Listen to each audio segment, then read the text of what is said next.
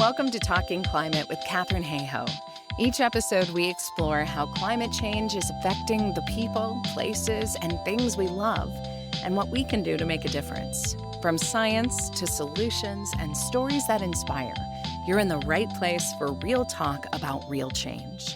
This week, we're talking about NPR's Climate Solutions Week, narrowing climate futures, and how to travel smart this summer. Let's dive in. Good news. This week is my favorite NPR time of the year. It's their 4th annual Climate Solutions Week. Given the wholesale dismantling of climate action at the national level in the U.S., this year they're focusing on climate solutions at the regional, state, city, and even neighborhood level. Their stories are so good, I can't pick just one. So here's a few highlights.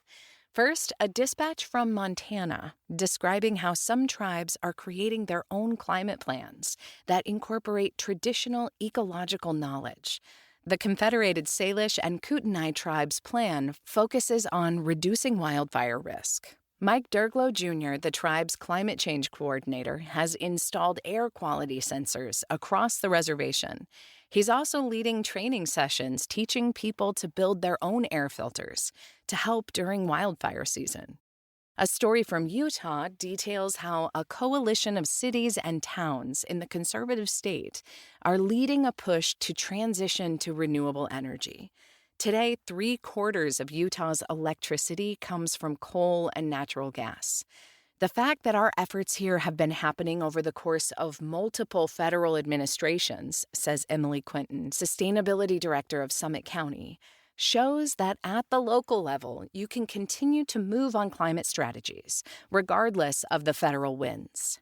Meanwhile, in Denver, a story describes the city's ambitious plan to heat and cool some of its buildings downtown using a combination of geothermal energy, some of which will come from the warmth put out by treated wastewater. Finally, a story describes Portland, Oregon's billion-dollar climate fund, which residents created in 2018 by passing a 1% sales tax on large corporations operating in the city limits.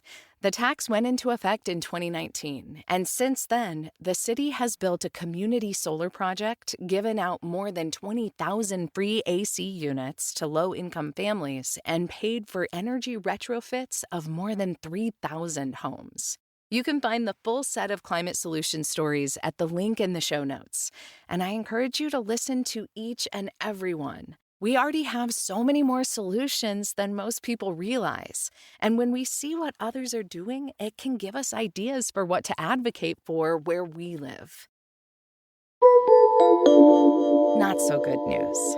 A new generation of climate scenarios concludes that limiting warming below 1.5 degrees Celsius without an overshoot is no longer plausible.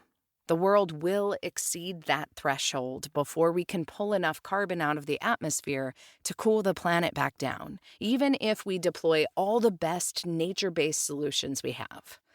The update reflects a sobering reality.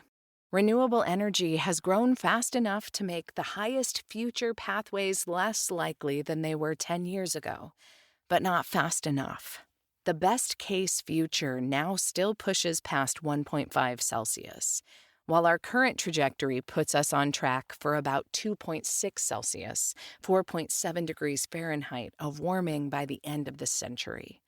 It's true that 1.5 Celsius isn't a magic threshold, but what science says is that every fraction of a degree of warming matters.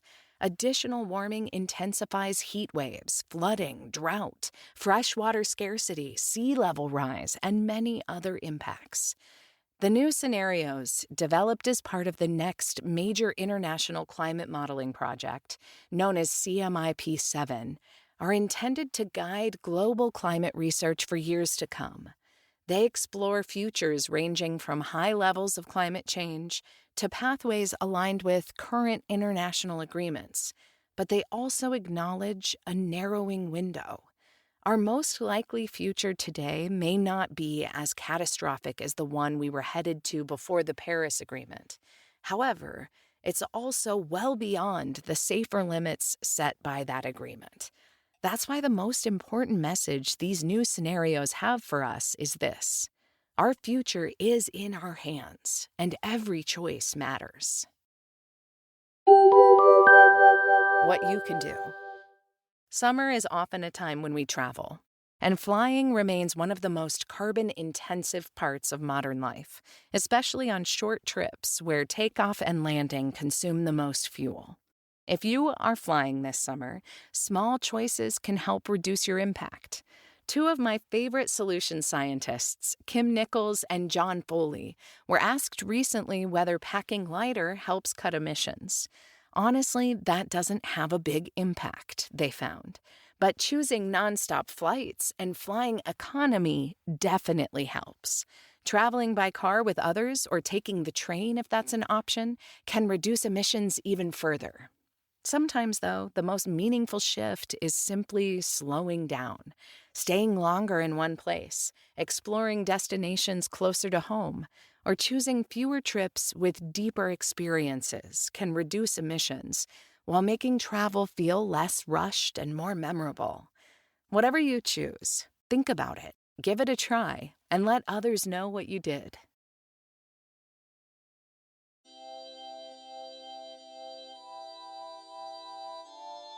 Thanks for listening to Talking Climate, narrated by Ann Cloud. For more resources, links, and actions you can take, check out the full newsletter at www.talkingclimate.ca. Until next time, keep talking climate.